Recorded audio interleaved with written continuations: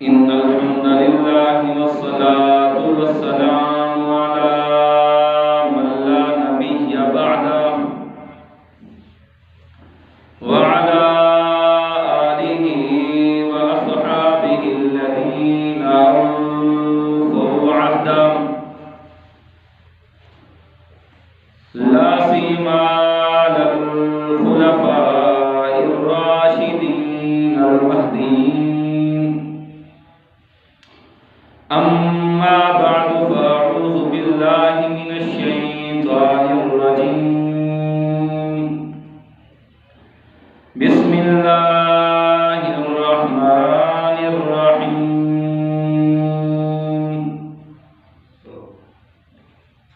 يا أيها الذين آمنوا كلوا من طيبات ما رزقناكم.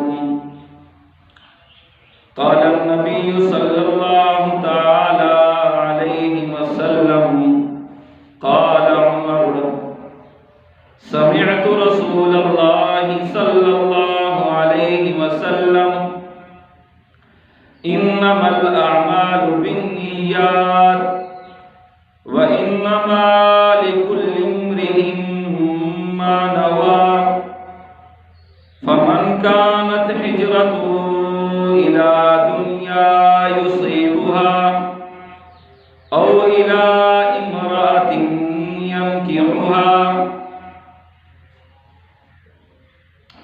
صدق الله مولانا العظيم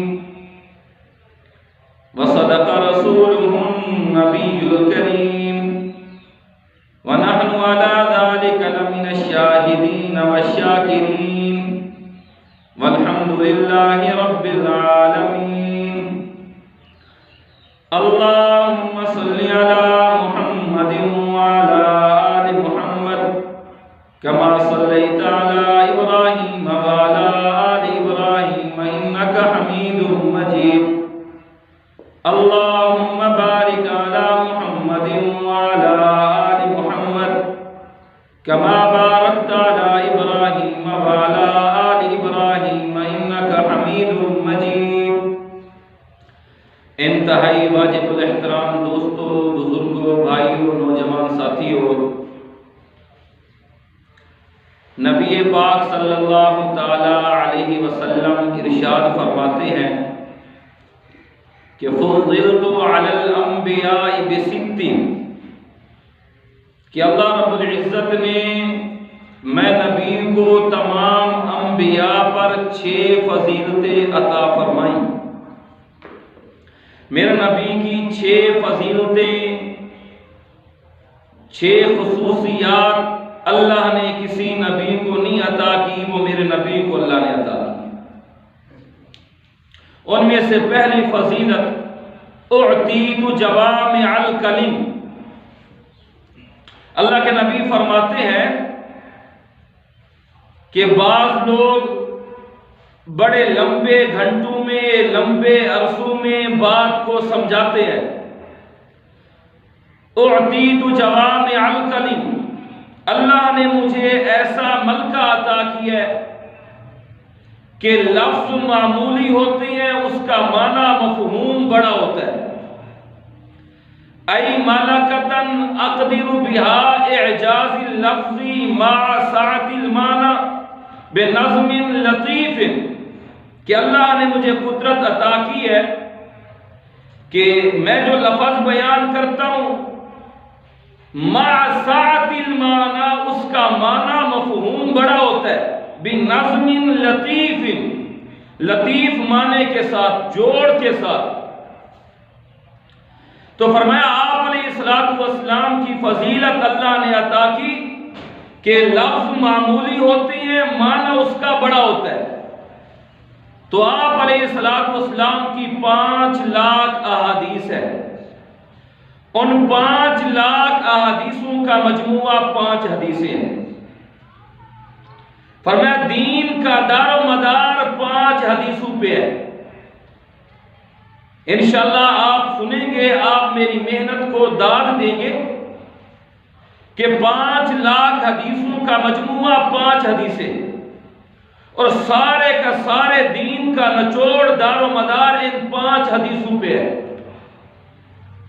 تبھی تو فرمایا کہ ھذا الحدیث ربع الاسلام، یہ 5 حدیثیں اسلام کا چوتھائی حصہ ہے۔ کبھی اللہ والوں نے فرمایا ھذا الحدیث نصف العلم نصف الاسلام، یہ حدیث آدھا علم ہے آدھا اسلام ہے۔ ان میں سے پہلی حدیث حضرت عمر رضی اللہ تعالی عنہ ارشاد فرماتے ہیں، منبر پہ تشریف فرما ہوئے، صحابہ کرام کا مجمع لگا ہوا ہے، حضرت فاروق اعظم رضی اللہ تعالی عنہ نے جملے پڑھے، فرمایا سمعت رسول اللہ صلی اللہ علیہ وسلم، میں نے اللہ کے رسول سے سنا ہے، کیا؟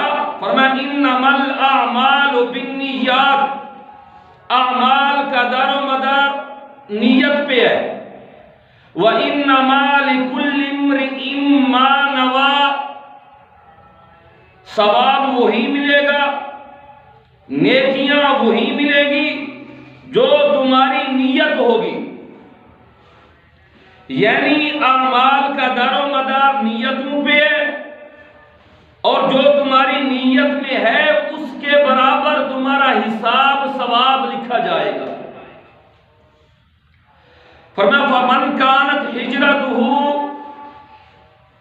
جو آدمی ہجرت کرتا ہے، گھر بار علاقہ وطن وسیب چھوڑتا ہے، اِلَىٰ دنیا، دنیا کے لیے، پیسہ کمانے کے لیے، عزت شہرت مقام حاصل کرنے کے لیے، فَمَنْ كَانَتْ ہجرتہ إِلَىٰ دُنْيَا، جو آدمی دنیا کے لیے ہجرت کرتا ہے، يُصِيبُهَا، وہ اس دنیا کو پا لیتا ہے۔ حاجی صاحب، ایک آدمی دنیا سے ہجرت کرتا ہے دوسرے ملک کے لیے، پیسہ کمانے کے لیے، إِلَىٰ دُنْيَا يُصِيبُهَا، دنیا کو پا لیتا ہے، اور إِلَىٰ امرأة، یا بعض بندے ہجرت کرتے ہیں عورت کو پانے کے لیے، یعنی کہ ہوا اس عورت سے نکاح کرے۔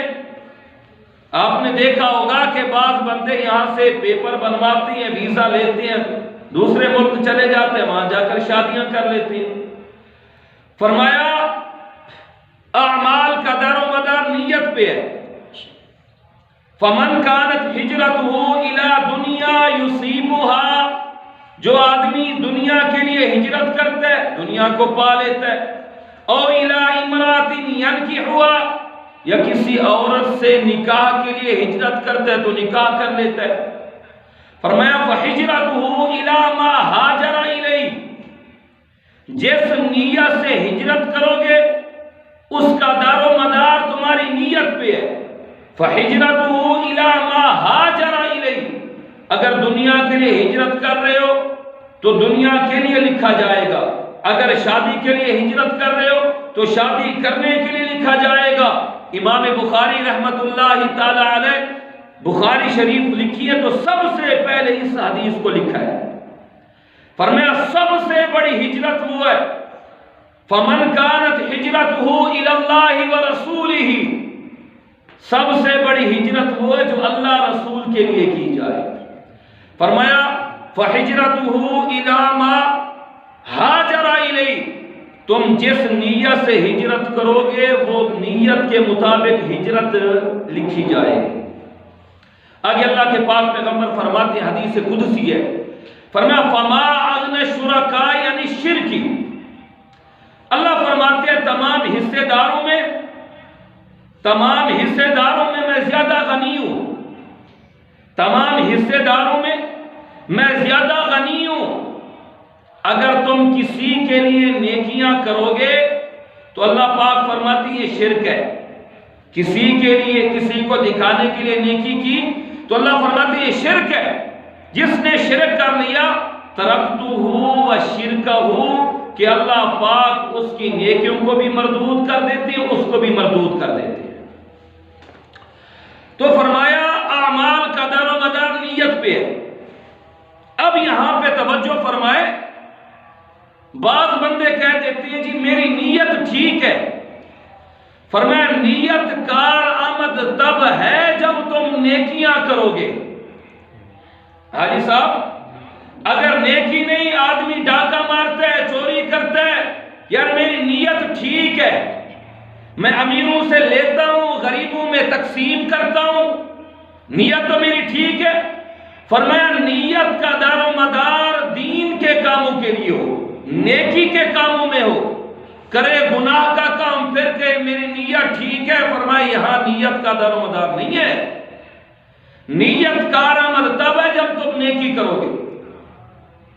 اور یہ حدیث امام شافعی اپنی کتاب عمدۃ القاری شرح صحیح البخاری میں لکھا ہے کہ یہ حدیث انما الاعمال بالنیات، اعمال کا دار و مدار نیت بھی ہے، یہ حدیث دین اسلام کا تیسرا حصہ ہے۔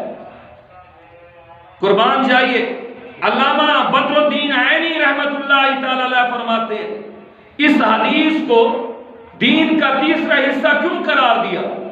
تو علامہ بدر الدین عینی فرماتے ہیں دین تین چیزوں کا نام ہے۔ حاجی صاحب دین تین چیزوں کا نام ہے۔ نمبر ایک قول و فعل و نیت۔ قول کچھ کہنے کا نام ہے، و فعل کچھ کرنے کا نام ہے، و نیت دل کے ارادے کا نام ہے۔ تو اس لیے یہ حدیث انما الاعمال بالنیات یہ دین اسلام کے لیے، یہ دین اسلام میں یہ حدیث تیسرا حصہ رکھتی ہے کہ اعمال کا دار و مدار نیتوں پہ ہے۔ اور یاد رکھیں نیت کیوں ضروری ہے، نیت کا دار و مدار کیوں ضروری ہے؟ اللہ پاک فرماتے ہیں لَن يَنَالَ اللَّهَ لُحُومُهَا وَلَا دِمَاؤُهَا وَلَكِنْ يَنَالُهُ التَّقْوَىٰ مِنكُمْ۔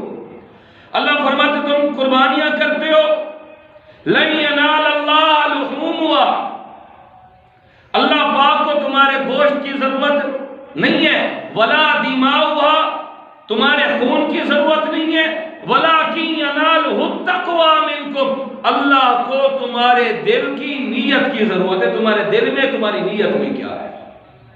تو فرمایا انما الاعمال بالنیات، اعمال کا دار و مدار نیت پہ ہے۔ نیت تب کارآمد ہوگی جب نیکی کا کام کرو گے۔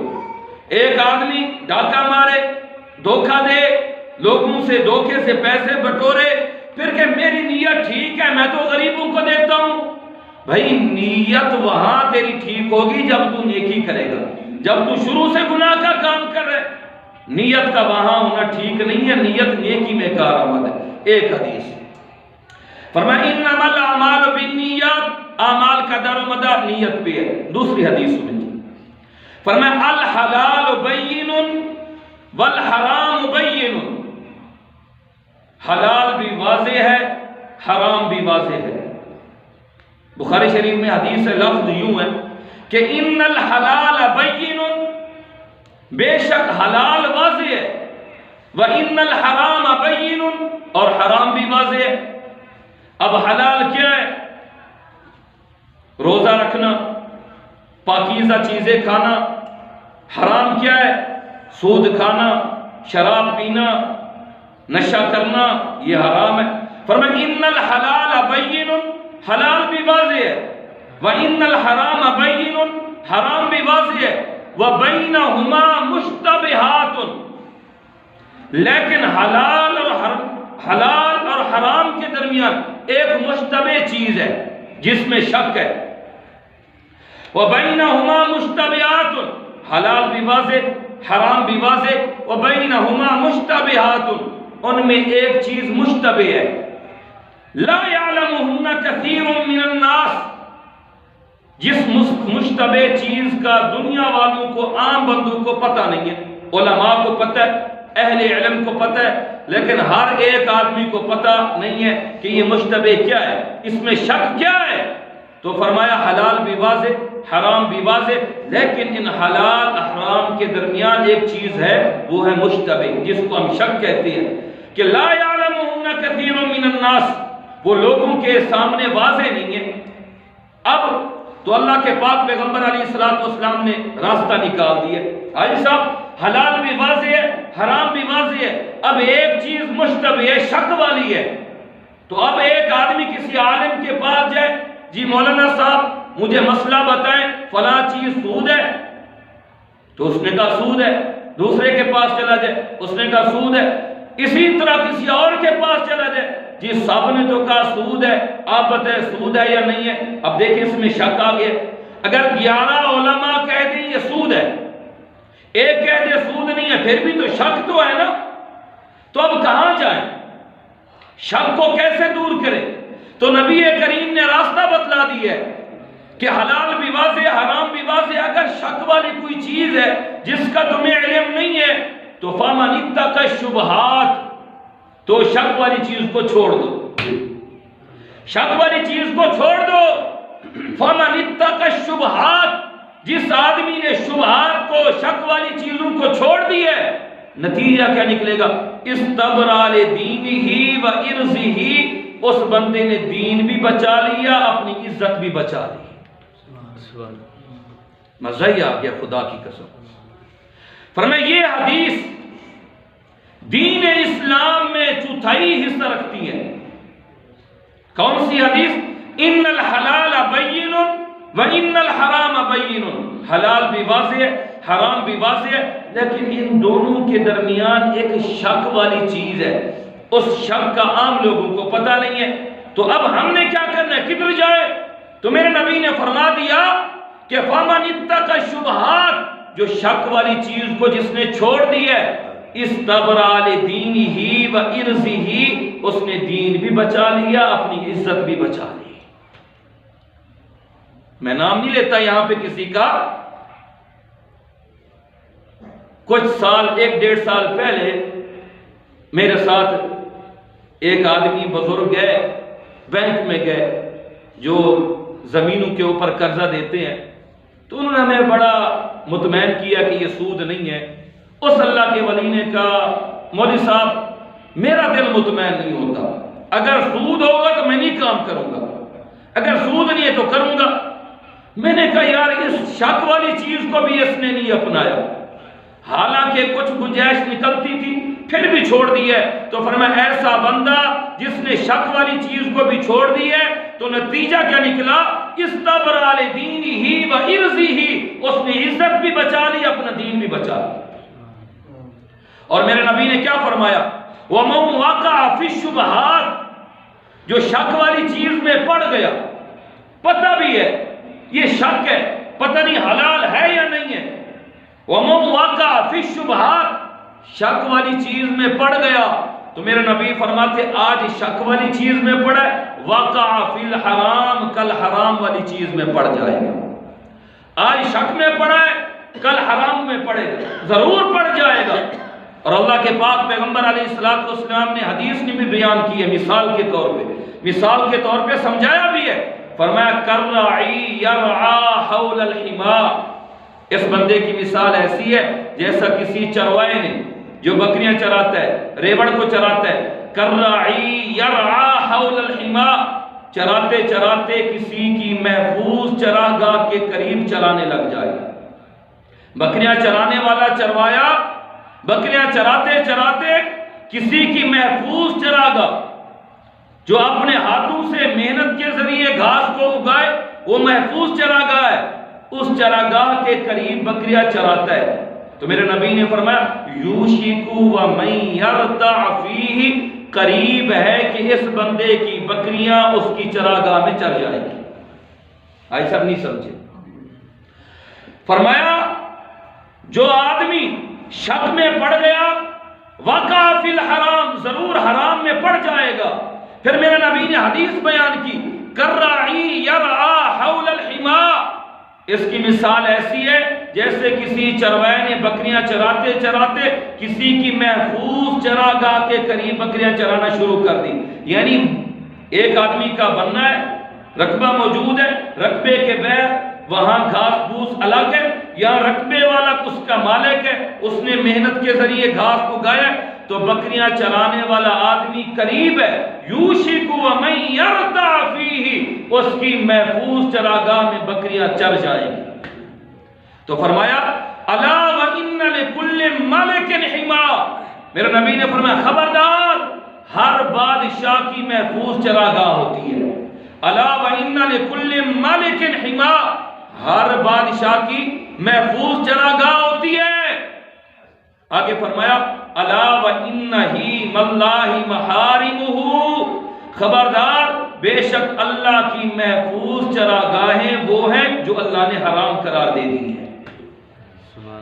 الا وان لکل ملک حما، ہر مالک کی محفوظ چراگاہ ہوتی ہے۔ الا وان حیم اللہ محارمہ، اللہ کی محفوظ چراگاہیں اللہ کی حرام کردہ چیزیں ہیں، اس کے قریب نہ جاؤ، قریب جاؤ گے تو قریب ہے، حرام کے قریب جاؤ گے تو قریب ہے، حرام میں پڑ جاؤ گے۔ اس لیے فرمایا فمن اتقى الشبہات، جو اپنے آپ کو شک سے بچائے گا، استبرأ لدینہ وعرضہ، اس نے دین بھی بچا لیا، اپنی عزت بھی بچا لی۔ ومن وقع فی الشبہات، جو شک میں پڑ گیا، وقع فی الحرام، کل حرام میں پڑ جائے گا۔ تو اس کی مثال میرے نبی نے سمجھا دی۔ اور قربان جائیے نبی پاک صلی اللہ علیہ وسلم کی سنت پہ، عادت مبارک پہ، اللہ کے نبی جا رہے ہیں، چلتے چلتے راستے میں دیکھا ایک کھجور کا دانہ پڑا ہے، میرے نبی نے اٹھایا اور کھانے کی نیت فرمائی تو ساتھ یہ جملے کہے، فرمانے لگے لولا انی اخاف ان تکون من الصدقۃ لاکلتها۔ بخاری شریف، مسلم شریف میں یہ حدیث ہے، فرمایا لولا انی اخاف ان تکون، اگر مجھے یہ خوف نہ ہوتا، مجھے یہ ڈر نہ ہوتا، من الصدقۃ، یہ کھجور کا ٹکڑا کہیں صدقے کا نہ ہو، لاکلتها، میں اسے کھا لیتا۔ میرے نبی نے فرمایا اگر مجھے یہ ڈر نہ ہوتا یہ کھجور کا ٹکڑا صدقے کا ہے، صدقے کا نہ ہو تو میں نبی لاکلتها، میں اس کھجور کو کھا لیتا، لیکن میں نبی صدقے والی چیز کھاتا نہیں ہوں، صدقے والی چیز نبی پہ لگتی نہیں۔ میرے نبی نے تو اتنی تک احتیاط فرمائی، آج ہم مسلمان احتیاط کرتے ہیں، یارو ایک کھجور کا ٹکڑا ہے، میرے نبی فرماتے لولا انی اخاف ان تکون من الصدقۃ لاکلتها، اگر مجھے خوف نہ ہوتا، ڈر نہ ہوتا یہ کھجور صدقے کا نہ ہو، لاکلتها، میں اسے کھا لیتا۔ حضرت سیدنا صدیق اکبر رضی اللہ تعالی عنہ کا ایک غلام تھا جو ان کے لیے کھانا لاتا تھا، تو ایک دن کھجوریں لے کر آیا، حضرت ابوبکر صدیق رضی اللہ تعالی عنہ نے کھجوریں کھائیں، کھجوریں کھانے کے بعد پوچھا اے غلام یہ کھجوریں کہاں سے لے آیا، یہ کھجوریں کہاں سے ملی ہیں؟ غلام نے کہا امیر المومنین زمانہ جاہلیت میں میں کہنے والا کام کرتا تھا، ہاتھ دیکھ کے قسمت بدلاتا تھا، تیری قسمت میں یہ ہے، اتنی شادیاں، اتنے بیٹے، اتنے پیسے، اتنی غربت، میں یہ بتلاتا تھا۔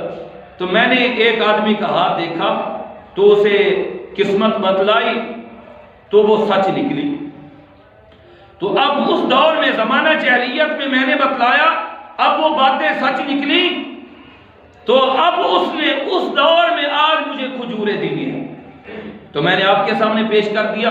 حضرت ابوبکر صدیق رضی اللہ تعالی عنہ نے جب یہ سنا تو اپنے حلق میں انگلی ماری، کہہ کر کے وہ کھجوریں باہر نکال دی۔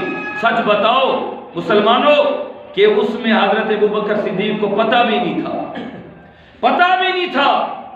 پھر جب پتہ چلا کہ یہ کہنے والا کام یہ تو حرام ہے، اس کی آمدنی بھی حرام ہے، اب شک آ گیا، تو فرمایا جو شک والی چیز میں پڑتا ہے قریب ہے واقع فی الحرام، حرام میں پڑ جائے گا۔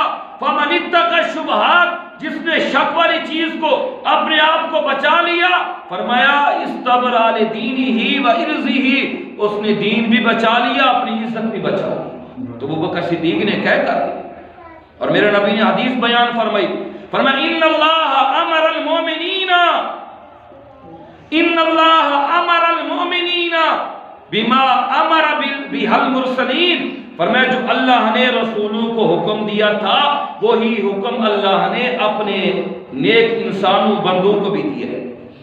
وہ کیا ہے؟ رسولوں کو کیا حکم دیا ہے؟ فرمایا یا ایھا الرسول کلوا من الطیبات واعملوا صالحا، اے میرے رسولو، اے میرے پیغمبرو، کلو کھاؤ من الطیبات پاکیزہ چیزیں، واعملوا صالحا پھر عمل کرو اچھے۔ رسولوں کو پیغمبروں کو حکم دیا جا رہا ہے کہ پاکیزہ چیزیں کھاؤ، اور مسلمانوں کی جب باری آئی فرمایا یا ایھا الذین آمنوا کلوا من طیبات ما رزقناکم، اس لیے جب کلوا من طیبات ما رزقناکم، اے ایماندارو، اے مسلمانوں، اے کلمہ گو، جب تم کھاؤ کلوا من طیبات ما رزقناکم، پاکیزہ روزی کھاؤ، پاکیزہ روزی کھاؤ. تو فرمایا ان اللہ امر المؤمنین بما امر به المرسلین، جو اللہ نے رسولوں کو حکم دیا وہی اپنے نیک بندوں کو بھی حکم دیا ہے. اور میرے نبی نے حدیث بیان فرمایا یطیل سفرہ، ایک آدمی نے بڑا لمبا سفر کیا، یوں سمجھ لے یہاں سے مکہ مکرمہ چلا گیا، بیت اللہ میں چلا گیا. یار یہ حدیث بڑی جھنجھوڑنے والی حدیث ہے، توجہ فرمائیں. یطیل سفرہ، ایک آدمی نے بڑا لمبا سفر کیا، سفر بھی اللہ کی رضا کے لیے، بیت اللہ کی زیارت کے لیے، روضہ رسول کی زیارت کے لیے. یطیل السفر، بڑا لمبا سفر کیا، سفر بھی اللہ کی رضا کے لیے کیا. ثم یمد یدیہ، پھر اللہ کی بارگاہ میں ہاتھ اٹھائے. اب سچ بتاؤ مسافر کی دعا قبول ہوتی ہے نہیں ہوتی؟ ہوتی ہے. پھر سفر بھی اللہ کے لیے، اللہ کی محبت میں لمبا سفر کیا. ثم یمد یدیہ، پھر ہاتھ اٹھائے. وَيَقُولُ یا رب، کہتا ہے میرے رب، یا رب او میرے پروردگار، یا رب او میرے پالنہار. سفر بھی لمبا کیا، ہاتھ بھی اللہ کی بارگاہ میں اٹھائے اور مانگ رہے، کہہ رہا ہے. اللہ کے نبی فرماتے وَمَأْكَلُوهُ حَرَامٌ، حالانکہ اس کا کھانا حرام ہے. وَمَشْرَبَهُ حَرَامٌ، اس کا پینا حرام ہے.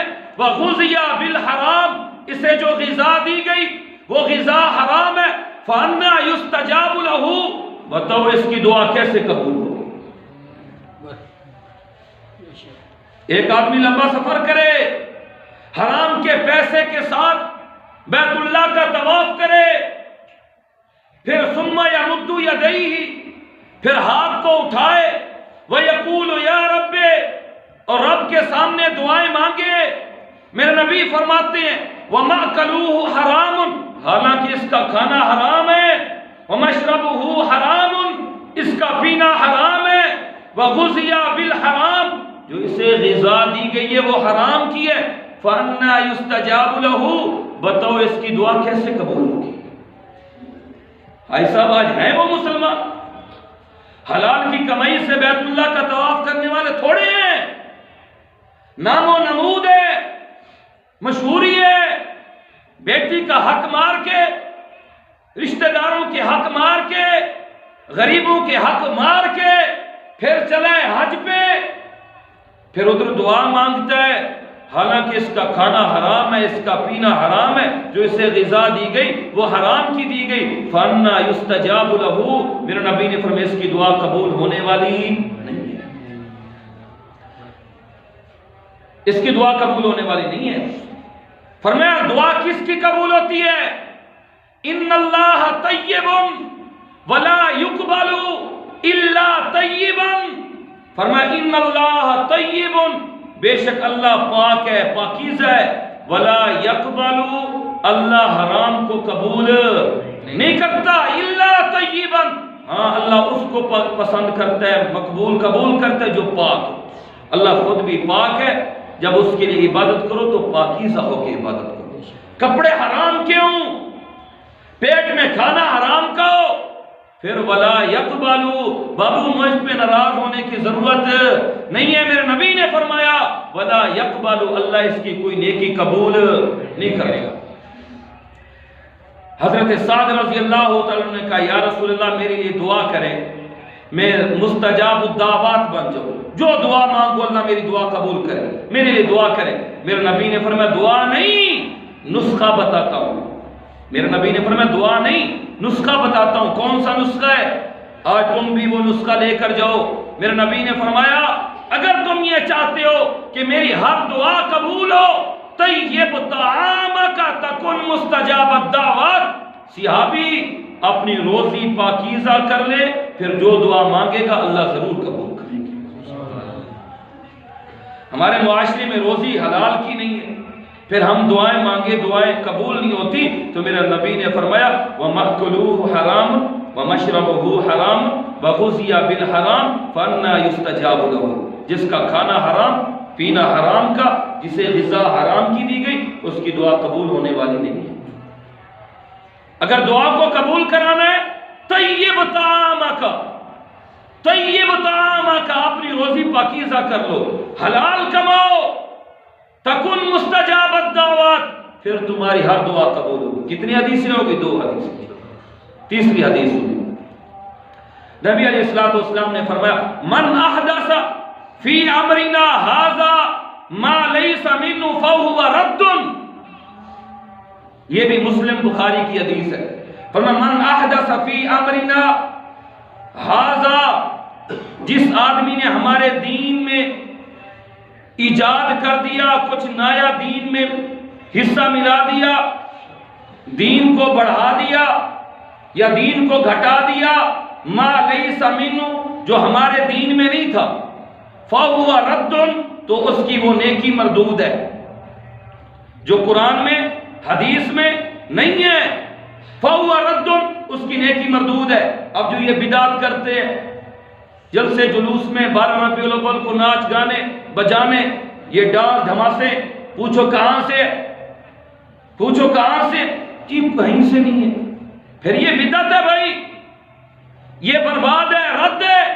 آگے میرے نبی نے فرمایا من عمل عملا لیس علیہ امرنا فہو رد، جس نے وہ نیکی کا کام کیا امرنا، جس میں ہمارا حکم نہیں ہے، فہو رد، تو اللہ کے نبی فرماتے وہ مردود ہے، وہ بیکار ہے، وہ کارآمد نہیں ہے۔ اور امام ابن کثیر رحمۃ اللہ تعالی علیہ نے اپنی تفسیر ابن کثیر کے اندر واضح لکھا ہے کہ اما اہل سنت والجماعہ فیقول فی کل قول وفعل لم یثبت عن الصحابۃ فہو بدعۃ، فرماتے ہیں کہ اہل سنت والجماعت وہ ہیں، یاد رکھیں ہر ایک مسلمان اہل سنت والجماعت ہے۔ اہل سنت والجماعت کا کیا معنی؟ میرے نبی کی سنتوں پہ چلنے والا۔ اہل حدیث کا کیا معنی؟ نبی کی حدیث کو ماننے والا۔ الحمدللہ ہم اہل حدیث بھی ہیں، ہم اہل سنت والجماعت بھی ہیں۔ فرمایا اما اہل سنت والجماعت، اہل سنت والجماعت وہ ہیں فیقول فی کل قول وفعل لم یثبت عن الصحابۃ فہو بدعۃ، کہ اہل سنت والجماعت وہ ہیں جو کہتے ہیں قول میں، بات میں، کردار میں، لم یثبت عن الصحابہ، اگر صحابہ کا طریقہ نہیں ہے تو فہو بدعۃ، وہ بدعت ہے۔ اگر کسی نیکی میں، کسی گفتگو میں صحابہ کا طریقہ نہیں تو فہو بدعۃ، وہ بدعت ہے۔ اور بدعت کیا ہے؟ فرمایا وکل بدعۃ ضلالہ، بدعت گمراہی ہے، وکل ضلالۃ فی النار، ہر گمراہی کہاں لے جائے گی؟ جہنم میں لے جائے گی۔ تو فرمایا تیسری حدیث کون سی ہے؟ جس نے دین میں نیا ایجاد کیا یا دین کو بڑھایا یا دین کو گھٹایا، تو فرمایا وہ نیکی کرے گا تو نیکی مردود ہے۔ اگر دین کو بڑھائے گا تو وہ دین مردود ہے، وہ دین نہیں ہے، پھر وہ دنیا داری ہے۔ تو آپ علیہ السلام کی چوتھی حدیث سنیں، فرمایا لا یؤمن احدکم، یقین جانیے یہ 5 حدیثیں ایسی تھی اگر اس پہ ایک حدیث پہ ایک جمعہ پڑھایا جاتا تو تھوڑا تھا۔ میں نے بڑی کوشش کی، میں نے کہا ٹائم آپ کا ضائع نہ کیا جائے، مختصر سنائی جائے تاکہ اس کا دل میں اثر آ جائے۔ فرمایا چوتھی حدیث لا یؤمن احدکم، تم میں سے اس وقت تک کوئی مومن نہیں ہو سکتا، لا یؤمن احدکم، کوئی مومن نہیں ہو سکتا، حتی یحب لاخیہ، اس وقت تک جو اپنے بھائی کے لیے وہ پسند نہ کرے، ما یحب لنفسہ، جو اپنے لیے پسند کرتا ہے، جو اپنے لیے پسند کرتا ہے وہی دوسرے مسلمان کے لیے پسند کرے۔ اگر پسند نہیں کرتا تو فرمایا یہ مومن نہیں ہے۔ اپنے لیے تو عزت پسند کرے، دوسرے مسلمان کے لیے عزت نہیں، ذلالت، رسوائی پسند کرے، یہ مومن نہیں ہو سکتا۔ اپنے لیے تو جنت پسند کرے، دوسرے کے لیے جہنم پسند کرے، اپنے لیے تو ایمان پسند کرے، دوسرے کے لیے گمراہی پسند کرے، اپنے باپ کے لیے تو عزت پسند کرے، دوسرے کے باپ کو گالیاں دے، فرمایا یہ مومن نہیں ہے۔ میں نہیں چاہتا کہ میرے باپ کو، میری ماں کو، میرے بھائی کو، میرے رشتہ داروں کو کوئی گالی دے، جب میں اپنے لیے پسند نہیں کرتا پھر دوسروں کو گالیاں کیوں دوں؟ فرمایا یہ مومن نہیں ہے۔ مومن وہ ہے حتی یحب لأخیہ ما یحب لنفسہ، وہی چیز پسند کرے جو اپنے لیے کرتا ہے دوسروں کے لیے بھی وہی پسند کرے۔ اور حضرت ابو ہریرہ رضی اللہ تعالی عنہ کو میرے نبی نے وصیت فرمائی، وَأَحْسِن، اے ابو ہریرہ وصیت کرتا ہوں کون سی؟ وَأَحِبَّ لِأَخِيهِ وَأَحِبَّ لِلنَّاسِ، لوگوں کے لیے وہ پسند کر ما تحب لنفسک، جو اپنے لیے پسند کرتا ہے۔ تو اگر یہی کرے گا لوگوں کے لیے وہی پسند کرے گا جو اپنے لیے کرتا ہے، تکن مومنہ، پھر تو مومن ہے۔ اگر اپنے لیے اور پسند کرے، مسلمان کے لیے اور پسند کرے، تو فرمایا یہ مومن ہو سکتا نہیں ہے۔ چوتھی حدیث سنیں، نبی پاک صلی اللہ علیہ وسلم نے فرمایا المسلم من سلم المسلمون من لسانہ و یدہ، تم میں سے کامل ہے وہ مسلمان جس کی ہاتھ اور زبان سے دوسرے مسلمان محفوظ۔ آج ہمارے معاشرے میں دیکھیں، ہماری زبان سے مسلمان محفوظ ہے، ہمارے ہاتھ سے مسلمان محفوظ ہے، تو ہم مومن ہیں۔ میرے نبی نے فرمایا من کان یؤمن باللہ والیوم الآخر، کہ جو شخص اللہ پہ، اللہ کے رسول پہ، آخرت کے دن پہ ایمان رکھتا ہے تو اسے چاہیے فلیقل خیرا، اسے چاہیے جب بھی کوئی منہ سے بات نکالے تو خیر کی نکالے، گالیاں نہ ہوں، دوسرے کی تکلیف کے لیے باتیں نہ ہوں۔ من کان یؤمن باللہ والیوم الآخر، اللہ پہ، آخرت کے دن پہ ایمان رکھتا ہے تو فلیقل خیرا، اس کو چاہیے جب بھی جملے نکالے تو خیر کے نکالے، بھلائی کے نکالے۔ اگر بھلائی کے جملے نہیں نکال سکتا تو نبی نے فرمایا اولی یصمت، پھر خاموشی اختیار کرے۔ آج ہمارے معاشرے میں ہے دعوت فکر ہے یار۔ فرمایا جو آدمی خیر کے جملے نہیں نکال سکتا اولی یصمت، اسے چاہیے خاموشی اختیار کرے۔ صحابی ہیں حضرت حارث رضی اللہ تعالیٰ عنہ، نبی کریم کو کہتے ہیں یا رسول اللہ من اخبرنی بامر اعتصم بہ، یا رسول اللہ مجھے ایسی بات بتائیے، ایسی حدیث بیان کیجئے بامر اعتصم بہ، جس کو میں مضبوطی سے پکڑ لوں، مضبوطی سے پکڑ لوں۔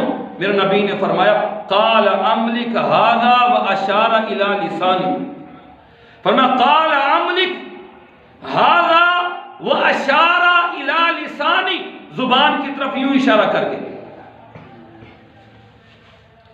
حضرت حارث پوچھتے یا رسول اللہ اخبرنی بامر اعتصم بہ، ایسی نیکی بتائیے، ایسا حکم کیجئے جس کو مضبوطی سے پکڑوں۔ میرے نبی نے فرمایا قال املک ھذا واشار الی لسانی، اس کی طرف اشارہ کر کے کہا کہ اسے مضبوطی سے پکڑ، اس پہ قابو کر۔ میرے نبی نے فرمایا کل قیامت کے دن جہنم میں جو اوندے بل جائیں گے، منہ کے بل جائیں گے، وہ اپنی زبان کی وجہ سے جائیں گے۔ آج ہماری زبان محفوظ نہیں ہے، ہر وقت ٹر ٹر ٹر لگی رہتی ہے زبان کی، زبان کو تو چپ نہیں کراتے۔ حضرت داؤد بن سلیمان علیہ السلام، حضرت سلیمان حضرت داؤد کے بیٹے ہیں، وہ کہتے ہیں، کیا کہتے ہیں؟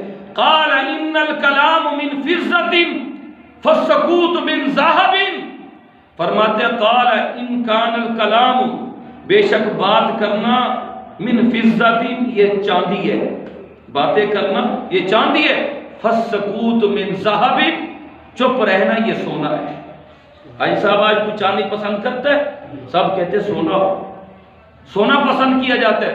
فرمایا ان کان الکلام من فضۃ، کہ بات کرنا، کلام کرنا یہ چاندی ہے، فالسکوت من ذہب، خاموشی اختیار کرنا سونا ہے۔ کیوں؟ فرمایا کثر غتہ، کثر غتہ، کثر غلطہ، کثر غتہ، جو زیادہ بولتا ہے، کثر غلطہ، غلطیاں بھی زیادہ کرتا ہے، جو زیادہ بولتا ہے غلطیاں بھی زیادہ کرتا ہے۔ اور میرے نبی کی حدیث سنو، حضرت ابن عمر رضی اللہ تعالیٰ عنہ فرماتے ہیں لا تکثر الکلام بغیر ذکر اللہ، کلام نہ کیا کر اگر کلام کرنا ہے بغیر ذکر اللہ کے ذکر کے علاوہ کلام نہ کیا کر۔ فَإِنَّ كَثْرَةَ الْكَلَامِ بِغَيْرِ ذِكْرِ اللَّهِ، بے شک جو بندے اللہ کے ذکر کے علاوہ کلام کرتے ہیں، باتیں کرتے ہیں، قَسْوَةٌ لِلْقَلْبِ، ان کا دل تنگ ہو جاتا ہے، دل سخت ہو جاتا ہے۔ فرمایا لا تکثر الکلام، کلام نہ کر بغیر ذکر اللہ کے ذکر کے علاوہ، جب بھی کر اللہ کا ذکر کر۔ اللہ کا ذکر کیا ہے؟ آپ نے تفصیل سے یہ جمعہ سنا ہوا ہے۔ فرمایا لا تکثر الکلام بغیر ذکر اللہ، کلام نہ کر اللہ کے ذکر کے بغیر۔ فإن کثرت الکلام بغیر ذکر اللہ، جو اللہ کے ذکر کے علاوہ کلام کرتا ہے نقصان کیا ہے؟ صحابی رسول کہتے ہیں، حدیث میں آتا ہے قسوۃ للقلب، اس کا دل تنگ ہو جاتا ہے، سخت ہو جاتا ہے، پتھر ہو جاتا ہے۔ پھر دل پتھر کا نقصان کیا ہے؟ میرے نبی نے فرمایا وَإِنَّ عَبَادَ النَّاسِ مِنَ اللَّهِ الْقَلْبُ الْقَاسِي، وَإِنَّ عَبَادَ النَّاسِ، اللہ کے بندوں میں بدبخت ہے وہ انسان القلب القاسی، جس بندے کا دل سخت ہو۔ تو میرے محترم دوستو، یہ 5 حدیث ہیں۔ پہلی حدیث الاعمال بالنیات، اعمال کا دار و مدار نیت پہ ہے۔ دوسری حدیث حلال بھی واضح ہے، حرام بھی واضح ہے، اب حرام کے قریب نہ جاؤ، جو حرام کے قریب جائے گا وَمَنْ وَقَعَ فِي الْحَرَامِ، وہ حرام میں پڑ جائے گا۔ نمبر 3، میرے نبی نے فرمایا جس بندے نے دین میں کوئی نئی بات ایجاد کی یا دین کو بڑھا دیا یا گھٹا دیا، فرمایا وہ مردود ہے، اس کا دین بھی اس کا عمل بھی۔ چوتھی حدیث تم میں مومن وہ ہے جو اپنے لیے پسند کرتا ہے، دوسرے مسلمان کے لیے وہی پسند کرے۔ اور 5ویں حدیث کہ مسلمان کامل وہ جس کی زبان ہاتھ سے دوسرے مسلمان محفوظ ہیں، جب بھی بولیں خیر کے جملے بولیں یا خاموشی اختیار کریں۔ اللہ تعالی ہم سب کا حامی و ناصر ہو، اللہ پاک ہمیں عمل کرنے کی توفیق